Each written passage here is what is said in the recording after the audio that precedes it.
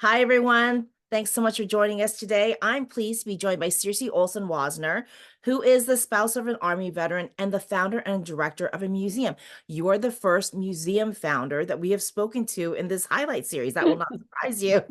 Well, it surprises me myself. Does So, it? I doesn't surprise me because I just thought that your story was so interesting. And if you've not read Circe's story, please read her highlights online. But we're just going to pick up where that leaves off. So I'm just going to launch right into the questions because I have so many for you. Like starting something from scratch is a really lonely journey because, there isn't a set path or template in most cases. I mean, what were some surprises you found about starting a museum?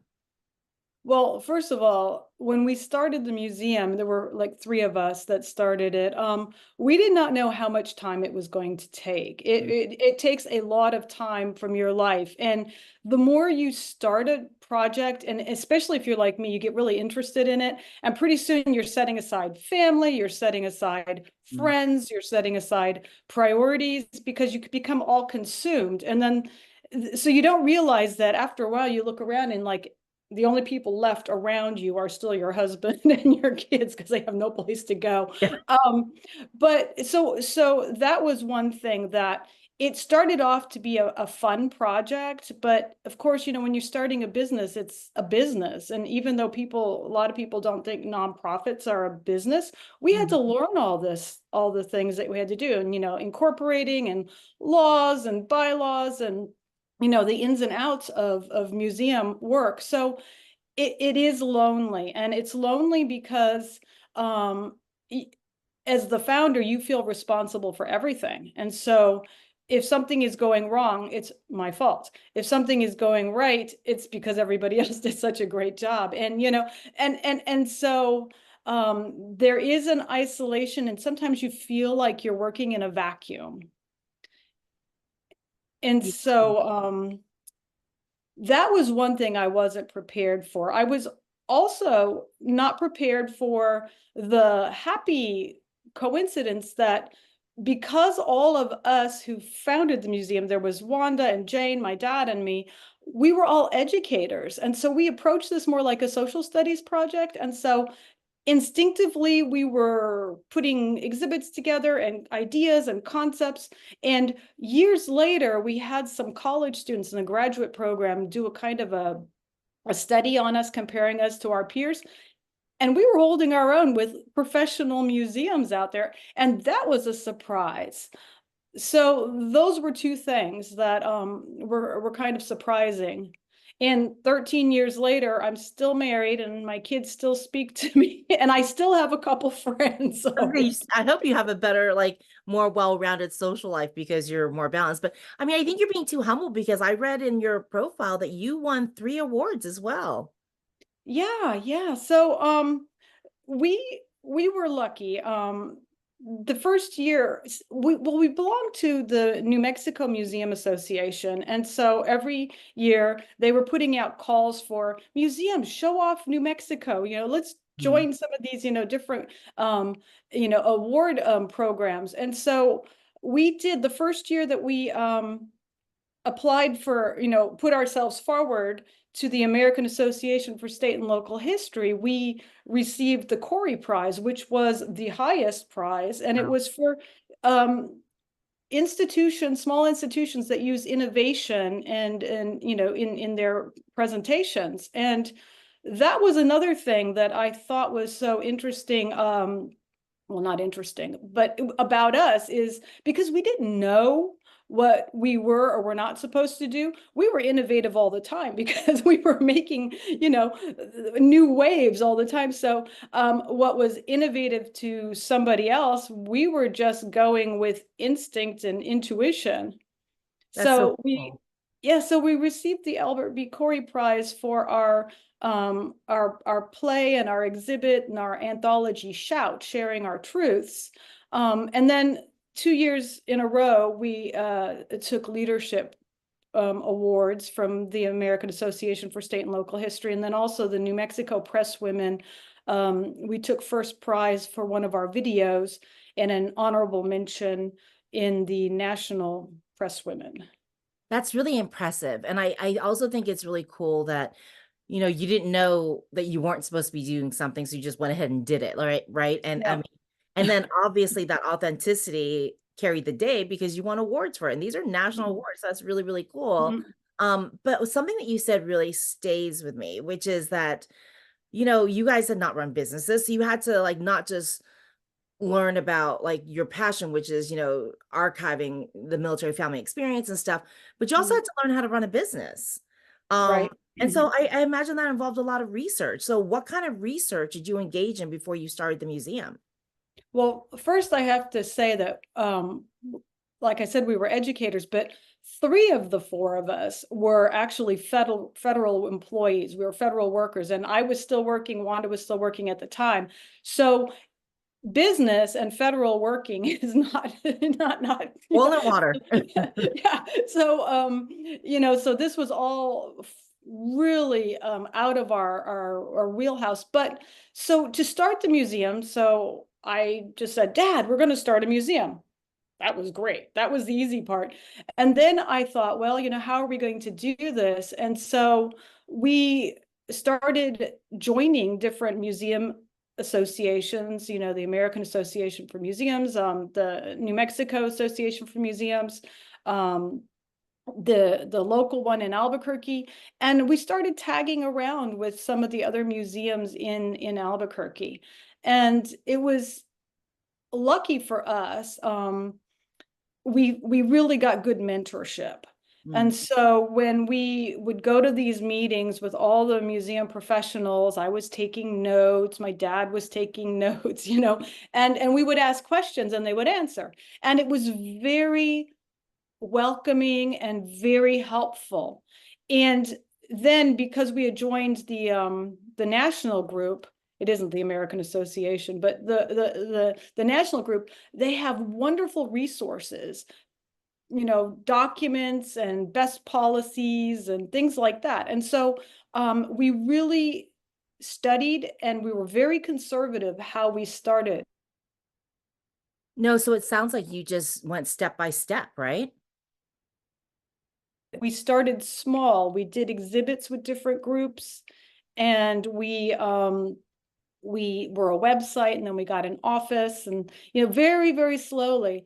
But we always attended conferences, joined the chamber, and all these professional organizations.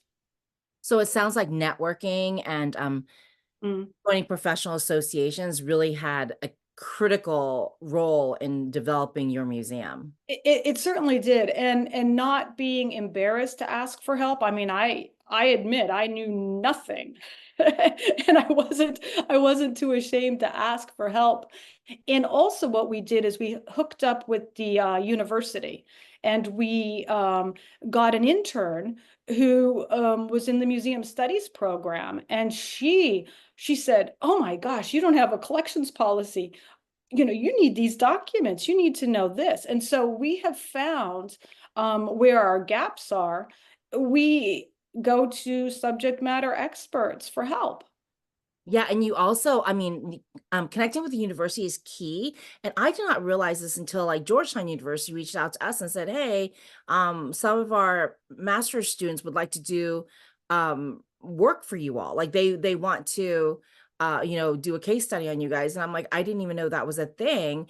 And then Mm, now every year they ping us and say, "Do you need more work? And do you have any organizations within your reach that might need work that should apply for this?" And so I feel like that's just one school, and your school is just one school, that there are a lot of universities out there who are looking for small businesses and nonprofits, et cetera, to support.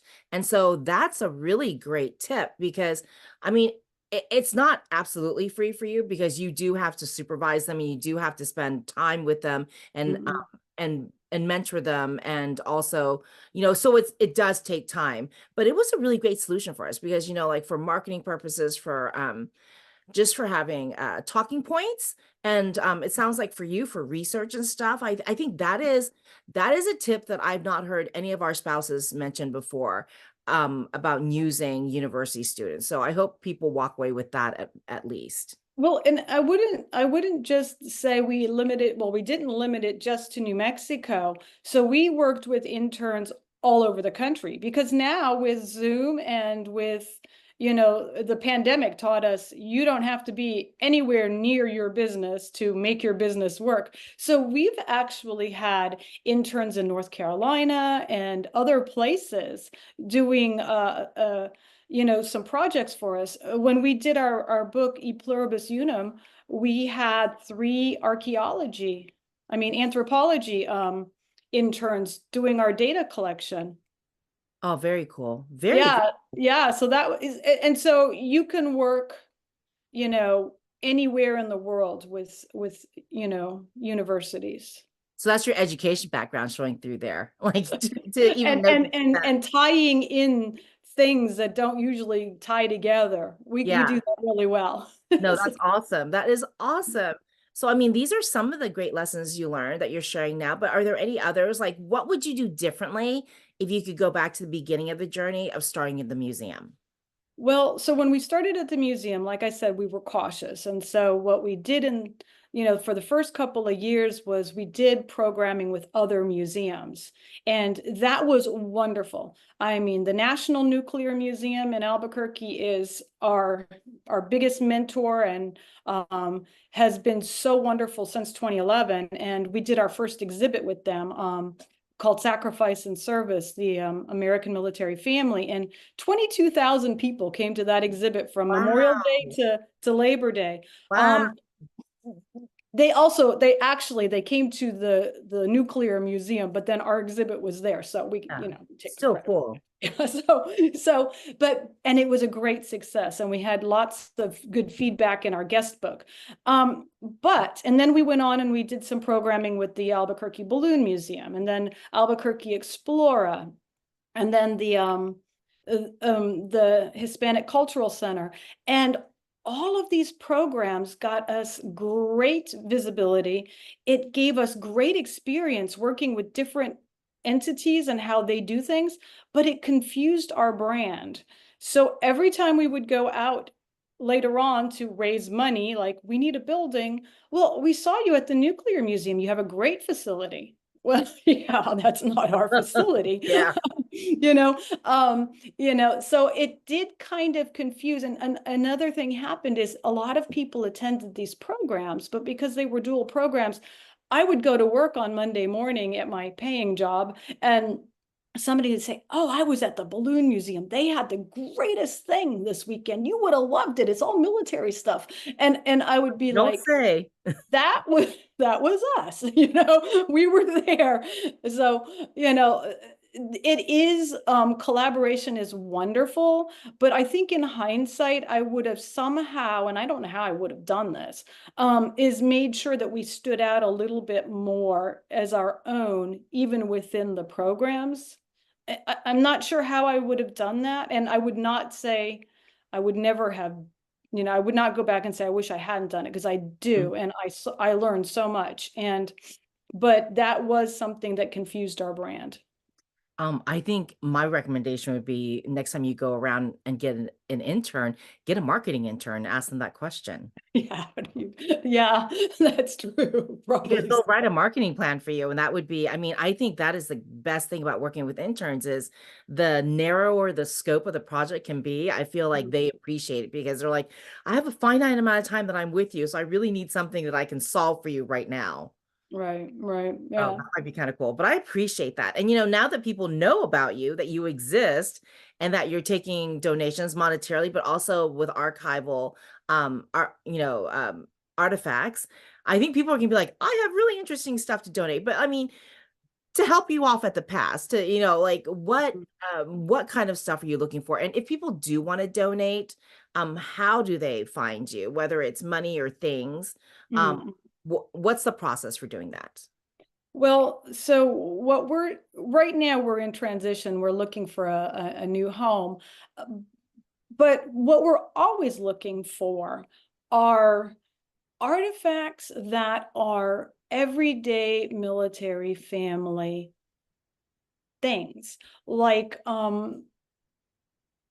programs from the base chapel, or T-shirts that come from a certain base years ago, Or one lady sent us in her mother's, what are they, day planners? You know, Mm, she was an officer's wife and she had a very busy schedule in the 60s. And boy, we have everything she did for 4 years in this oh, day planner. wow. You Wow. know, things like that. People don't think of that as an artifact. Letters, um, you know, anything that shows what it's like to be a military spouse. And we go back all the way to, you know, pre-Revolutionary War. So we do have artifacts in the museum from the American Revolution and from the Civil War and from, you know, all the wars eras since then. But one lady sent us her mother's wedding cake topper from the 40s. Oh, So things like that, little things that just show life. Now that's for the spouses, you know, military kids. What did they have? You know, things that really show what it's like to be a military child. And so those are the kinds of things we look for, and we are open to anything. We have sweetheart jewelry from, you know, troops coming back from the war and you know oh, things wow. like that. So if people have artifacts or documents or letters and they want to donate, they can email me at info@militaryfamilymuseum.org. Or I can just give the mailing address. It's Museum of the American Military Family, P.O. Box 5651 in Albuquerque, 87185. Um, I would suggest they call first just to make sure, or email if they would, you know, want to give more of a description. But the phone number is 505-504-6830. And as for donations of cash, we accept. Thankfully. um, they can come on our Facebook page. It's Museum of the American Military Family, and there's a donate button. Our website has all sorts of directions on how you can donate and help out. That's so Um, cool. but here's the easiest and the best. Our museum publishes anthologies every year. We have a writer in residency program, and every year we've produced one or two anthologies. So if people follow us on Facebook, we are always looking for stories. And that is our biggest legacy, maybe, because we are collecting stories. We have stories going all the way back to, you know, pre-World War I. So send us a story. We'll publish it in the book. You'll get a copy and your story will be preserved forever. That is so cool. And if they're sending you artifacts, should they expect to get them back, or they're just giving it to you and you're just going to keep them? Well, we would prefer that. It gets very complicated to try to keep up. So it would be a donation, it would be a permanent donation. Yeah. Oh, very. Yeah. So I thought of two things for you. Do you have Okay. like a copy of that? I don't know if you've ever done the skit, The Little Black Dress. Mm-mm. It's a skit that back in the day, I think it was probably when the 90s, you know, when I was in the spouses club and seeing it, they would perform. And I think it had gone back to like the 50s or 60s, but they Mhm. would perform The Little Black Dress, and it's a skit about military spouses. So Oh, if you don't have that, that's cool. And the other thing that I love the most about military life is, you know how when you go from post to post, installation to installation, and you collect the cookbooks that the spouse clubs put together. Those are fantastic. yeah, yeah. I'm always scouring the thrift shop to see if I can find them. We have some in the museum, some old ones from, you know, the 60s and 70s. And when I was in Hawaii a couple years ago, I was a member of the Pearl Harbor Spouses Club. We made a cookbook too. Those are great. Actually, our museum published one. Um, it's very small, but it was stories and it was stories and recipes, and those are great. And that we would love if somebody had some of those to donate. We would love that.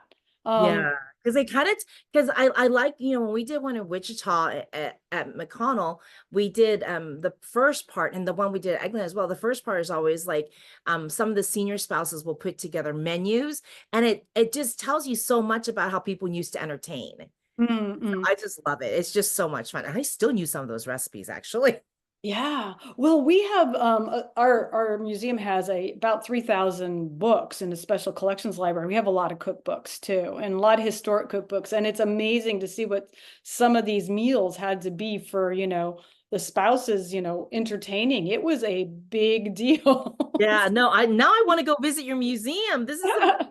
Well, you'll have to wait. We're still looking for our permanent home. We had rented for years and years and years out on Route 66. It was awesome. We were out there and we were right next to Molly's bar. It's a historic, just it's been around forever. And so we were renting from Molly's, from Diane, who was Molly's, the owner, and she suddenly passed away unexpectedly. And the new owner came in and said, okay, I hope this isn't an inconvenience, but you have to move. And so Lately. we're like, have you ever moved a museum? So we're in transition, but we're very close to making a decision. And so yes, come visit. It is a welcoming hub. We have set up the museum. We had set up the museum like a house. So when you walked in, and especially the house we were in Molly's house. She lived right next to her bar back in the day. And so when you walked into the museum, you could open the kitchen cupboards. You could pull out a coffee cup. You Wow. could plop on the couch, which was both an artifact and a prop, Oh, and wow. we had book readings in the living room, and we did arts and crafts in the kitchen. It was amazing. And so it became kind of a you almost forgot where reality and museum kind of started. Like we had exhibits in the bathroom, it's like, That's awesome. No, this so is awesome. that's what we're going to recreate, because we're the symbolic home for anybody who can't go back to theirs. No, this is amazing. And it's so inspirational that you found your passion, you followed your passion. And it sounds like, you know, you were talking about how you had your day job and then you had this job. Is that still the case or? No, I retired from the federal government. But this is another thing to think about for people who are still working and they have a nonprofit or they have a business, is it's really hard. I mean, you've got to keep them separate. I mean, you cannot be doing work at work and other work at work, but people, especially because I worked for the VA hospital, so I worked in that kind of a field. I would have people who came out to the museum then stop by my office to want to visit. And it's kind of a conflict, of interests. So when people are starting a business, they need to be able to compartmentalize the two, but also make sure they tell their clients that when I'm at this job, I am not doing this job, and vice versa, because it can get you into some ethical dilemmas. And also, it's uncomfortable because you don't want to be rude and say, hey, I can't talk to you, I'm at work, but Oh, but yeah, absolutely. That's a great reminder. And mm, I mean, we could talk forever. And I mean, after we close this out, I hope we do get to talk for a little bit longer. But okay. do you have any last thoughts, seriously, for everybody out there? Well, I would say that when I started the museum and I announced it to the universe that I was starting the museum, very few people said, oh, how awesome. Mm, Most of them said, you can't do that. You don't know how to do that. That's kind of a weird thing to want to do. And that made me want to do it even more, which, is my nature. But if I had listened to them, and some of those were very respected people, and I hadn't done it, then this wouldn't have happened. And so I would tell people who have this crazy idea that they're thinking about, go for it. You may want to go slow. You may want to really, go step at a time, but don't let anybody tell you it's a really stupid idea. You decide that for yourself. yeah. Don't get in my way while I'm doing How it. much passion you want to put into it. No, I love it. Those are great parting words. And I think I'm gonna end it there for you guys. So I hope that you will go visit the website, and if you have artifacts that you will consider donating to the museum, and then when they get their permanent space again, let's all just meet up there and have like an NMSN, like meetup, because I would love to see the exhibits. And please go read Circe's highlights on the website. And thank you to our friends at USAA for making these conversations possible. I think every interview is amazing. I mean, I'm loving learning what military spouses are doing around the globe. I think this is so empowering. And we hope that if you have a story, you will consider submitting it as well, because we would love to share it. And if you have a story that you'd like included in the museum anthology, I hope that you will share it with Circe and her folks, because having your stories shared for as many people as possible is really, I think that's really powerful, because people need to know what it's like to be in a military family. So Right. thank you for what you're doing. And we will see you guys back here next week. Bye, guys. Bye.